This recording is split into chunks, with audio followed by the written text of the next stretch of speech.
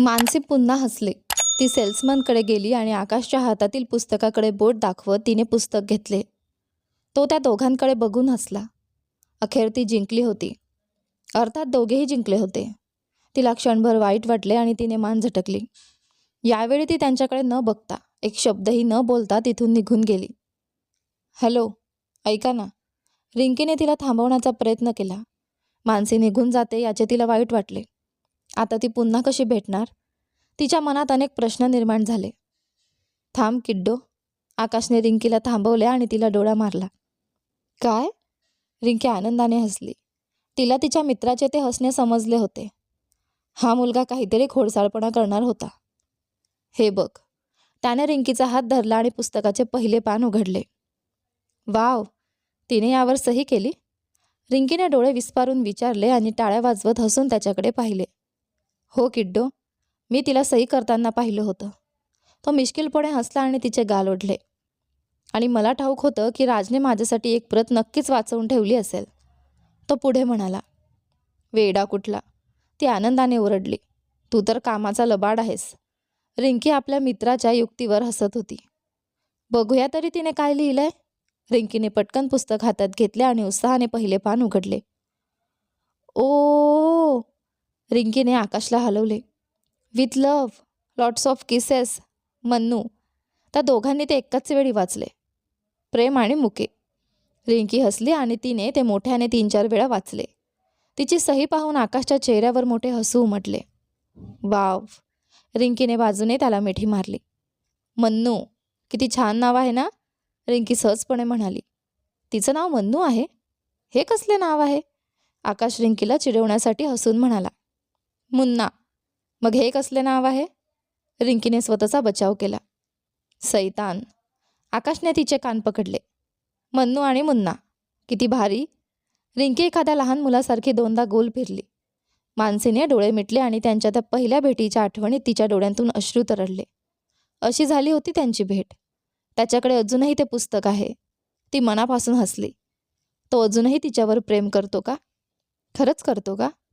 6 वर्षांपूर्वी त्याने केलेल्या प्रेमाच्या कबुलीनंतर आज तिला स्वतःच्या मनातून असा प्रश्न येईल असे तिला वाटले नव्हते. तिचे हृदय तिला विचारत होते की तो तिच्यावर प्रेम करतो की नाही. किती विचित्र. त्याला तिचा तिरस्कार आहे हे तिला ठाऊक आहे. ते पुस्तक मला दे. आकाशने काळजीने तिच्या हातातून पुस्तक ओढले. प्रेम आणि मुके. तो तिच्या तोंडावर हसला. आकाश. त्याचा हात पकडत ती काहीतरी बोलणार होती. जा इथून. चालती हो. तो ओरडला आणि तिला बाहेरचा रस्ता दाखवला. तिने आपले अश्रू पुसले आणि पुन्हा आकाशकडे पाहिले. याला अचानक काय झालं? वेश्या व्यवसायाच्या प्रकरणात रिंकीला अटक झाली आहे. वर्तमानपत्राकडे पाहत तिने शेवटचे शब्द कसेबसे गिळले. हे काय चाललंय? तिने त्याचा शर्ट पकडला. मानसी, मला तुला दुखवायचं नाहीये. माझ्या नजरेसमोरून निघून जा. नाहीतर मी काय करेन मला माहीत नाही. त्याने तिला इशारा दिला. रागाच्या भरात मी कदाचित तुझा जीवही घेईन. तो बेधडकपणे उभा राहिला. ती डोके धरून जमिनीवर कोसळली. ती ठीक आहे ना? ती कुठे आहे? मला सांग. मानसी तिथून हलली नाही. तिला त्याला सोडून जायचे नव्हते. तिने त्याचा हात ओढला आणि त्याला आपल्या मागे बसवले. मला सांग, तिला नक्की काय झालंय? प्लीज. तिने त्याचे दोन्ही हात आपल्या हातात घेतले आणि त्याला विचारले. त्याने क्षणभर तिला मिठी मारली. तिनेही त्याला प्रतिसाद दिला. तिला जाणवले की रिंकी संकटात आहे. रिंकीची प्रकृती ठीक नाही आणि तिला कोणत्याही परिस्थितीत हे जाणून घ्यायचे होते. तो काही मिनिटे तिच्या कुशीत राहिला. त्याच्या गालावरून अश्रू वाहत होते. ती तिथे बसून हळुवारपणे त्याची पाठ थोपटत होती. अचानक त्याने तिला जोरात ढकलले. ती अचानक बेडवर पडली. क्षणभर तिच्या हृदयाचा ठोका चुकला. तो तिला आपल्या जवळ काय येऊ देत आहे? त्याला तिची मोहिनी माहीत आहे. त्याने सावध राहायला हवे. तो तिचा तिरस्कार करतो आणि ती त्याच्या तिरस्कारास पात्र आहे. त्याने पटकन तिचा हात पकडला आणि तिला खोलीबाहेर खेचले. पुन्हा माझ्या खोलीत आलीस तर मी तुला मारून टाकीन. इथेच थांब. तुझ्या खोलीत जाऊ नकोस. जमिनीवरच झोप. तो ओरडला. ती तिथे उभी राहून त्याच्या डोळ्यात पाहत राहिली. त्या डोळ्यात खूप वेदना आणि जखमा होत्या.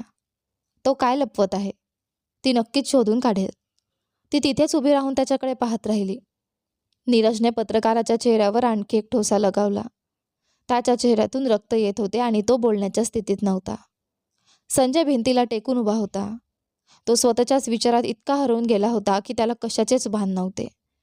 या सगळ्यात त्यालाच सर्वात जास्त फटका बसला होता आणि त्याचे दोन्ही मित्र त्याच्यासाठी हळहळत होते. या कठीण काळात भूमीच त्याला सावरत होती. ती त्याच्यासाठी अहोरात्र कष्ट करत होती आणि गरजेच्या वेळी तीच त्यांच्या घराची आधारस्तंभ बनली होती. नीरजला हे सहन होत नव्हते. त्याला आपल्या मित्राला मदत करायची होती, पण तो ही परिस्थिती स्वीकारायला तयार नव्हता. वाणीने त्याला थोडी मदत केली, पण संजयला आता आणखी मदत नको होती. तो त्या बाबतीत खूप कडक होता. कुणाल, तू हे काय केलंस? नीरजने संतापून कुणालकडे पाहिले. तू या सुरेशवर विश्वास ठेवलास? बघा या हरामीने काय केलं ते. तो पुन्हा त्या पत्रकाराला मारायला उठला. थांब. संजयने त्याचा हात धरला. त्याने काही सांगितलं का? स्वप्ना अचानक तिथे प्रकट झाली. ती सहसा अशा वादावादीपासून लांब राहते, पण यावेळी ती घरी गप्प बसू शकली नाही. नाही, अजून काहीच नाही, नीरजने मान हलवत सांगितले. पण आकाशने हे सगळं का केलं? स्वप्ना फिकट चेहऱ्याने तिथे बसली. नशिबाचा खेळ, नीरज उपरोधिकपणे हसून म्हणाला. स्वप्नाला ही एवढा ताण सहन होत नव्हती. तिने नीरजकडे काहीतरी सांगण्यासाठी गयावया केली. सांग तिला, ती विचारते ना. कुणाल तोंड उघड. नीरजने खुर्चीला लाथ मारली. प्लीज, स्वप्नाने विनवणी केली. तिला तिचा नवरा आणि त्याचा राग चांगलाच ठाऊक होता. तिला यावेळी उत्तरच हवं होतं. जेव्हा आकाशने संजयच्या व्यवसायात समस्या निर्माण केल्या, तेव्हा कुणालने या माणसाला आकाशबद्दल माहिती काढायला सांगितली होती. नीरजने पत्रकाराकडे पाहत सांगितले. आणि या माणसाने आकाशकडून पैसे घेतले आणि त्याला कुणालच्या हालचालींबद्दल माहिती दिली. काय? स्वप्ना उभी राहिली आणि नीरजकडे पाहू लागली. तिने डोकं धरलं, सुस्कारा सोडला आणि कुणालजवळ गेली. कुणाल, तुला कल्पना आहे का तू कोणाशी पंगा घेतोयस? तो आकाश आहे. तो क्षणार्धात आपल्या प्रत्येक हालचालीची माहिती काढू शकतो. कुणाल, तू खूप मोठी चूक केलीस रे. स्वप्नाने त्याच्या खांद्यावर हात ठेवत त्याला शांत राहण्यास सांगितले. कुणाला ही वाईट सवयच होती. तो आपल्या घाईघाईच्या आणि अविचारी निर्णयांनी नेहमी गोष्टी बिघडवायचा. सुकृती आणि भूमीच्या प्रकरणातही हेच सिद्ध झालं होतं. या माणसाने आकाशला माहिती दिली आणि त्या सैतानाने या माणसाचा वापर करून आपल्या या मूर्ख मित्राला जाळ्यात अडकवलं. नीरजने पुन्हा एक ठोसा लगावला, ज्यामुळे स्वप्ना दचकली. स्वप्ना, आकाशने हे सगळं प्लॅन केलं होतं. त्याने या पत्रकाराच्या मदतीने कुणालला चतुराईने रेस्टॉरंटमध्ये बोलावलं आणि त्याचं करिअर उद्ध्वस्त केलं. अरे देवा, स्वप्ना डोकं धरून खाली बसली. स्वप्ना, तो काळजीपूर्वक हे सगळं करतोय, पण त्याच्या प्रत्येक कृतीमागे एक मोठं कारण आहे. संजय स्वप्नाकडे पाहत म्हणाला. मला बाबांशी बोलावं लागेल. काहीतरी आहे जे बाबा आपल्या सर्वांपासून लपवत आहेत. कदाचित आकाशची ओळख आणि त्याचा आपल्याशी काय नातं आहे हे त्यांना माहीत असावं. माझा ठाम विश्वास आहे की काहीतरी गुपित आहे. आकाशचं बाबांशी काहीतरी कनेक्शन आहे. कदाचित बाबांनी त्याचं काही नुकसान केलं असेल किंवा तो त्यांच्याशी संबंधित असेल. संजयने स्पष्ट करण्याचा प्रयत्न केला. मला हेच नेमके जाणून घ्यायचे होते, कुणाल फिकट चेहऱ्याने म्हणाला. त्याला आता आपल्या कृत्याचा पश्चाताप होत होता. मी याला आकाशचा जन्म, शिक्षण आणि इतर तपशील शोधायला सांगितले होते आणि त्याची किंमत आता आपण मोजतोय. नीरज पुटपुटला. मला माहीत आहे कुणाल, तुला मदत करायची होती, पण तुला खरंच वाटलं का की हा पत्रकार आपल्याला मदत करू शकेल? तो पत्रकार आहे आणि त्याला सहज हाताळता येऊ शकतं. आपण दुसऱ्या कोणावर तरी विश्वास ठेवायला हवा होता, पण याच्यावर नक्कीच नाही. नीरज कुणालकडे बघून म्हणाला. हो, मला माझी चूक समजली आहे, पण आता खूप उशीर झालाय. कुणालने मान खाली घालून चुस्कारा सोडला. सर? सुरेश, तो पत्रकार अचानक बोलला. मला काहीतरी सांगायचं आहे. कदाचित मी माझा जीव धोक्यात घालत आहे, पण मला माझ्या कुटुंबाला सुरक्षित ठेवायचं आहे. त्याने विनवणी केली. काय झालं? तुला काय सांगायचं आहे? नीरजने खुर्ची ओढली आणि त्याच्या जवळ बसला. सर, त्याचं एक गुपित आहे. त्याला अटक झाली होती आणि 3 महिने पोलिसांनी त्याचे खूप हाल केले होते. तो वारंवार एका वेड्यांच्या इस्पितळात, असायलममध्ये जातो. त्याने एक असा खुलासा केला ज्याने सर्वांचे लक्ष वेधून घेतले. खरंच? स्वप्ना काळजीत पडली आणि नीरजकडे पाहू लागली. हो मॅडम. त्याने वेड्यासारखी मान हलवली. काही वेळ सगळे शांत बसले होते. त्यांना माहीत होतं की आकाश एक रहस्य आहे आणि त्याला बदला हवा आहे. पण का? त्याला बदल्याची गरज का पडली? तो तिच्या सर्व मित्रांनाच लक्ष का बनवत आहे? नीरज यामागचे तर्क शोधण्याचा आणि विखुरलेले दुवे जोडण्याचा प्रयत्न करत होता. आम्ही तुझ्यावर विश्वास का ठेवावा? तू आम्हाला फसवतोयस हे कशावरून? संजयने विचारले. नाही, मी तसं काही करणार नाही. मला फक्त माझं कुटुंब सुरक्षित हवंय, त्याने जोर देऊन सांगितले. नीरजने त्याला धमकावले की जर तो खोटं बोलला तर तो त्याच्या कुटुंबावर हल्ला करेल. पण नंतर असं बोलल्याबद्दल नीरजला स्वतःच वाईट वाटलं आणि पश्चाताप झाला. आकाशने त्यांच्यासमोर दुसरा कोणताही पर्याय उरला नव्हता. ठीक आहे. नीरजने मान हलवली आणि संजयकडे पाहिले. मी एकदा बाबांशी बोलेन. कदाचित आपल्याला काही माहिती मिळेल, संजय म्हणाला. संजय किंवा त्याच्या मित्रांपैकी कोणालाच माहीत नव्हतं की आकाशचा त्यांच्याशी नक्की काय संबंध आहे. त्यांना फक्त इतकं माहीत होतं की तो त्यांच्या मागे लागला आहे आणि त्याला संजयच्या वडिलांकडून बदला हवा आहे. त्यांना मानसीचीही काळजी वाटत होती. मानसी आकाशला कशी ओळखते आणि त्यांच्यात नक्की काय गुपित आहे? नीरजला त्याच्या रागामागचे ठोस कारण सापडत नव्हते. तो उत्तरांच्या शोधात खूप विचार करत होता, पण काहीच उपयोग होत नव्हता. त्याने सुस्कारा सोडला आणि डोळे मिटले. दीदी, जिजू, मानसी फिकट चेहऱ्याने तिथे आली. तू ठीक आहेस ना मन्नू? स्वप्नाने तिला मिठी मारली. नीरजने तिच्या जवळ जाऊन मायेने तिच्या केसांवरून हात फिरवला. मी ठीक आहे. तिने आजूबाजूच्या लोकांकडे पाहिले आणि त्यांना अभिवादन केले. जिजू, हे वाचा. माझ्याकडे वेळ नाहीये. काळजी आणि गोंधळलेल्या अवस्थेत तिने पटकन वर्तमानपत्र त्याच्या हातात दिले. नीरजला तिची आणीबाणी लक्षात आली. ती त्याच्यापासून, आकाशपासून कशीबशी निसटून त्यांना मदत करण्यासाठी थोडा वेळ भेटायला आली होती. त्याला तिची दया आली. जी मुलगी एकेकाळी लाडाची राजकन्या होती, तिला आता तिच्या आईवडिलांना आणि मित्रांना भेटण्याचीही परवानगी नव्हती. ती हे सर्व दुःख कसं सहन करत असेल? नीरज आणि स्वप्नाला तिची काळजी वाटू लागली. वेश्या व्यवसाय प्रकरण? मानसीने ज्या हेडलाईनकडे बोट दाखवले होते ती नीरजने वाचली, पण तिला नक्की काय म्हणायचे आहे हे त्याला समजले नाही. त्याने भुवया उंचावून मानसीकडे पाहिले. जिजू, त्या मुलीचे नाव मोठ्याने वाचा. तिने त्याचा हात धरला. रिंकी. त्याने फिकट चेहऱ्याने तिच्याकडे पाहिले. रिंकी त्याची मैत्रीण आहे, त्याची बहीण आहे, तिने स्पष्ट केले. काय? स्वप्नाला धक्का बसला. हो, आणि मला कोणत्याही परिस्थितीत तिच्याबद्दल जाणून घ्यायचे आहे, मानसी डोळे मिटून म्हणाली. ती कुठे आहे? कशी आहे ती? तिचा श्वास फुलला होता. मला तर शंका आहे की ती जिवंत तरी आहे का? मानसीने काळजीत नीरजकडे पाहिले. मानसी आकाशच्या घरी परतली. तिच्या भीतीप्रमाणेच त्या सैतानाने एका कुत्सित हास्याने तिचे स्वागत केले. यामुळे ती घाबरली आणि चिडलीही. तो हॉलमध्ये बसून आपली पत्नी मिसेस मानसी आकाशची वाट पाहत होता. ते दृश्य पाहून ती हादरली आणि तिने भीतीपोटी पटकन डोळे मिटून घेतले. तिने त्याच्या पेहरावाकडे पाहिले. त्याने फक्त एक शॉर्ट्स घातली होती आणि तो घामाने डबडबलेला होता. त्याच्याकडे एकही कटाक्ष न टाकता ती आत निघून गेली. त्याची नजर तिचा पाठलाग करत होती. तो उभा राहिला. तिच्याजवळ चालत गेला आणि तिच्या चेहऱ्यावर फुंकर मारली, ज्यामुळे ती शहारली. तिने तिरस्काराने मान हलवली आणि त्याच्याकडे रागाने पाहिले, ज्यामुळे त्याचे डोळे काहीसे मऊ झाले. का? आता त्याला काय हवे आहे? तिला कुठे गेली होती हे त्याला माहीत आहे का? की तो एखादा खेळ खेळतोय? मानसीने त्याची नजर मिळवण्यासाठी मान वर केली. त्याने आपली भुवई उंचावली आणि तिची हनवटी धरली. तिला नीरजला भेटायला गेल्याचे त्याला समजले असेल का? भीतीने तिने थुंकी गिळली. मन्नू, कुठे गेली होतीस? त्याने तिच्या कानात कुजबुजत विचारले. तिच्या डोळ्यातून अश्रू वाहू लागले. तो तिला इजा करणार का? की तिच्या कुटुंबाला? मानसी, मी तुला मारलं का? ओरडलो का? मग तू का रडतेस माझी बायको? त्याने निर्विकार चेहऱ्याने विचारले. सांग मला मानसी, कुठे गेली होतीस? त्याने तिचा हात घट्ट पकडून ठेवला होता. मानसीने त्या सैतानाकडे पाहिले. तो तिला कोणत्याही परिस्थितीत सोडणार नव्हता. तिने आपले मन घट्ट केले. सर, एक मुलगी स्वयंपाकघरातून तिच्यासमोर आली. मानसी तिचे तोंड आठवण्याचा प्रयत्न करू लागली. झालं काम?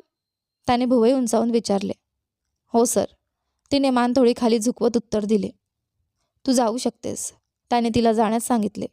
ती जाणार इतक्यात तो मानसीकडे बघून हसला आणि म्हणाला, सौम्या, सगळ्यासाठी धन्यवाद, असे म्हणत त्याने सौम्याच्या कमरेला हात घातला आणि तिच्या गालाचे चुंबन घेतले.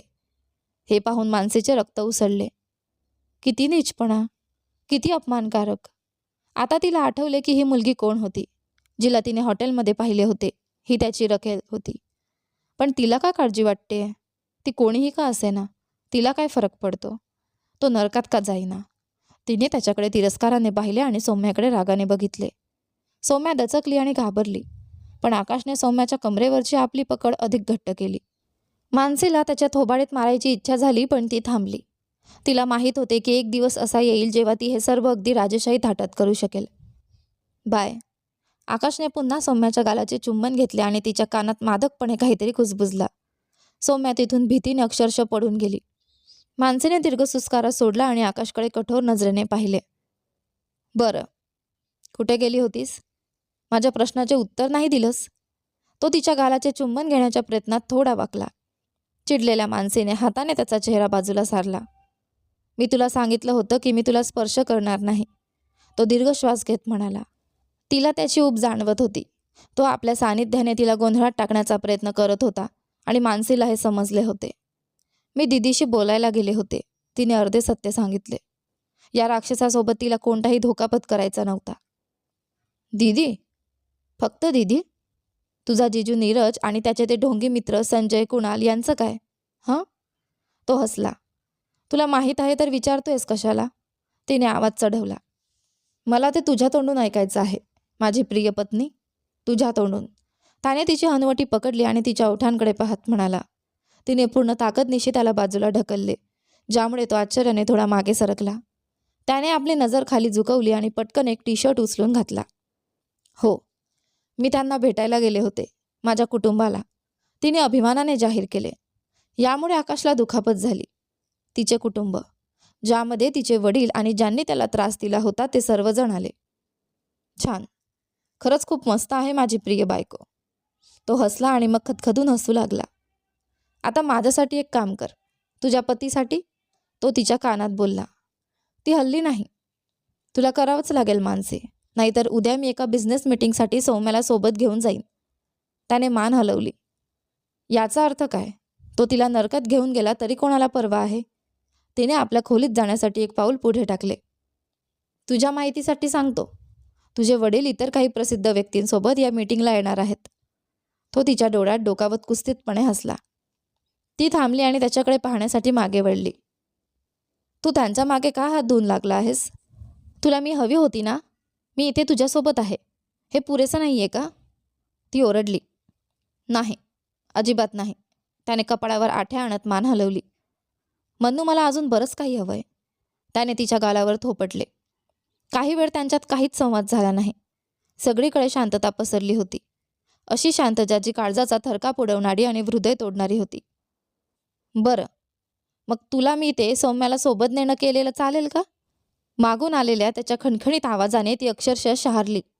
तिने डोळे मिटले आणि हार मानली. नाही. तिचे उत्तर एका पुटपुटण्यासारखे क्षीण होते.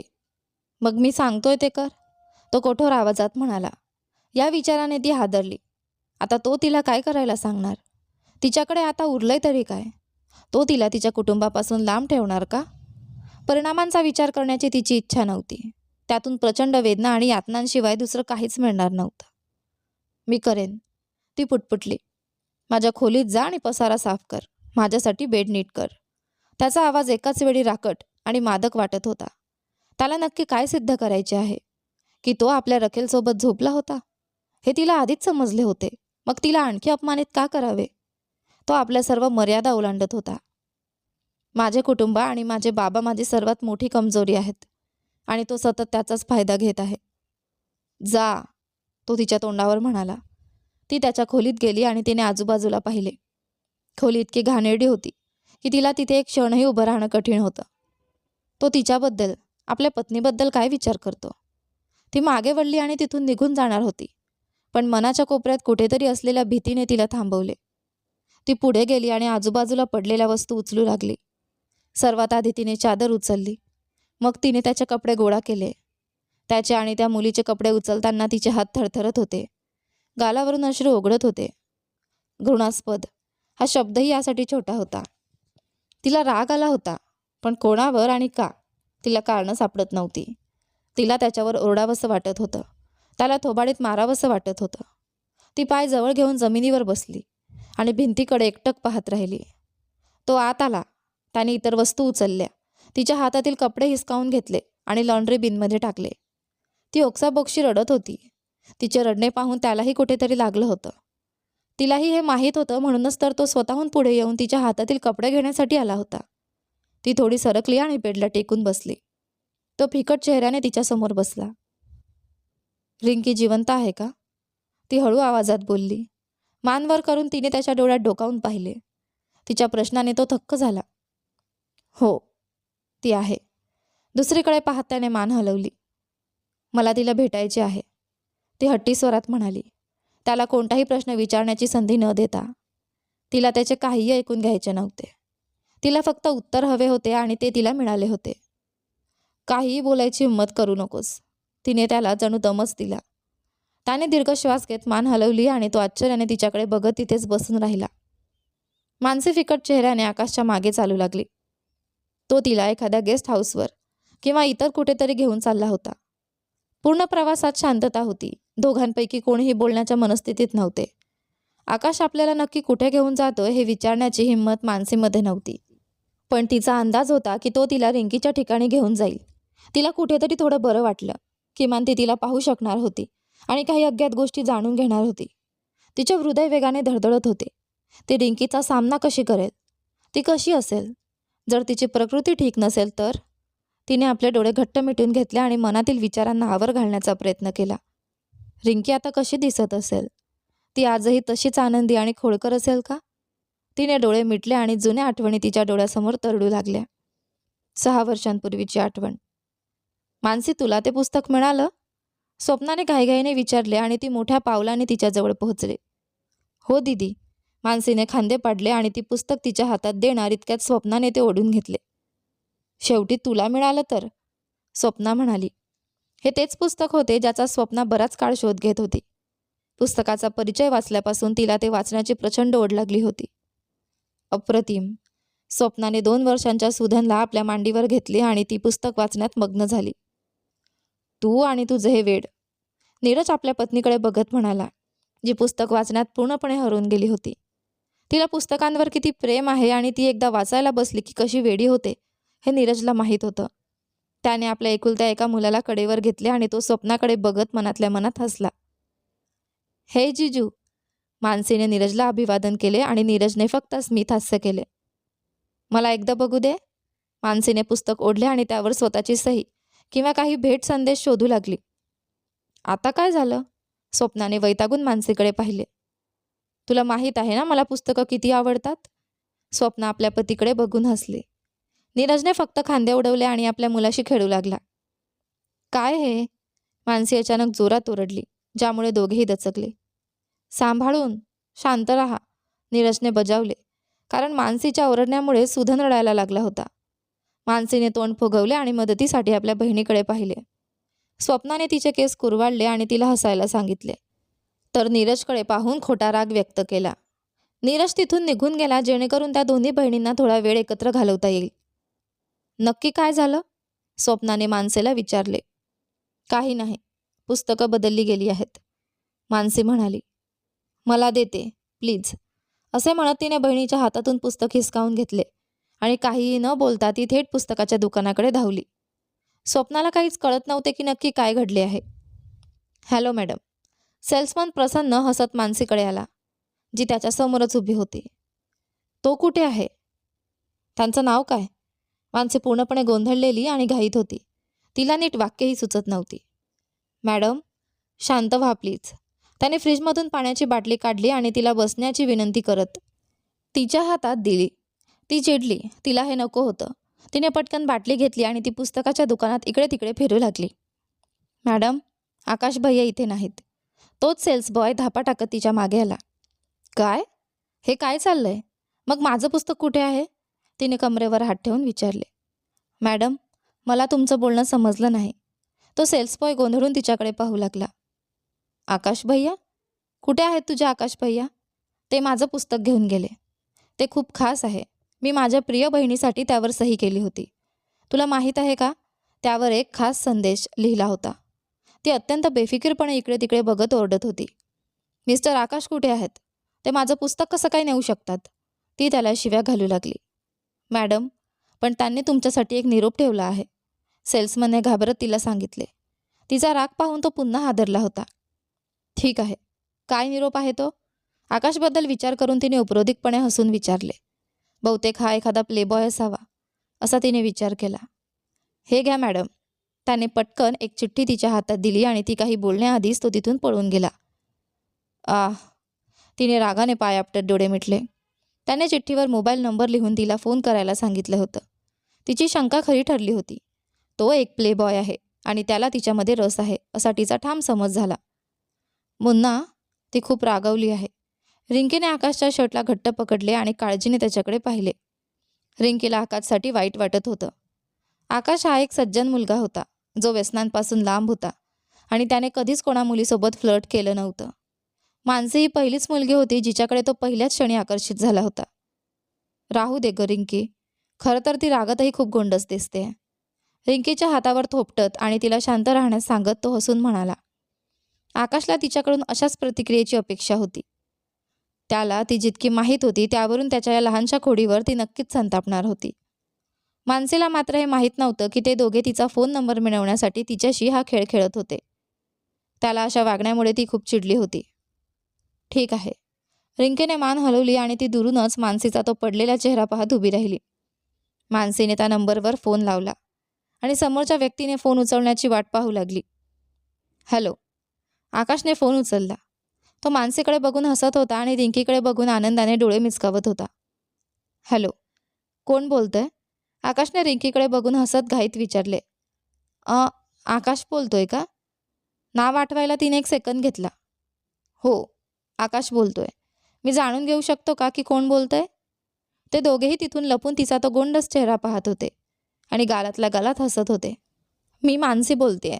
आपण थोड्या वेळापूर्वी पुस्तकाच्या दुकानात भेटलो होतो. ती पुटपुटली. मानसी? मी तर कोणत्याही मानसीला ओळखत नाही. आकाशला तिची थोडी गंमत करायची होती. मानसी, तू मला ओळखत नाहीस? हॅलो. आपण जेमतेम अर्ध्या तासापूर्वी भेटलो होतो आणि तू अक्षरशः माझ्या हातातून माझं पुस्तक हिसकावून घेतलं होतंस. तुला मी आठवत नाहीये का? ती फोनवर ओरडली. मन्नू, मानसी. तो तिला अजून चिडवू लागला. त्याला तिची प्रतिक्रिया खूप आवडत होती. या संभाषणाचा तो मनापासून आनंद घेत होता. हो, मीच. आणि मी मानसी आहे, मन्नू नाही. तुझ्यासाठी मी फक्त मानसी आहे. तिने दोनदा पुनरुच्चार केला आणि सुस्कारा सोडला. तिचे शब्द ऐकून तो हसला. त्याला तिचा तो रागीट चेहरा पाहण्याची तीव्र इच्छा झाली. माझं पुस्तक कुठे आहे? एका सेकंदानंतर ती पुन्हा ओरडली. ते परत कर मला. तुझं पुस्तक? तू तर ते सोबत नेलंस ना? त्याच्या उत्तराने तिचा पारा चढला. त्याला हे संभाषण इतक्या लवकर संपवायचे नव्हते. यानंतर काय झालं ते पहा आपल्या या कथेच्या पुढच्या भागामध्ये. पण तोपर्यंत तुम्हाला आजचे दोन्ही भाग कसे वाटले कमेंट करून नक्की सांगा. दोन्ही व्हिडिओला लाईक करा, शेअर करा, चॅनलवर नवीन असाल तर सबस्क्राईब करा आणि हो, गोडशा कमेंटही तुमच्याकडून मला अपेक्षित आहेत. धन्यवाद.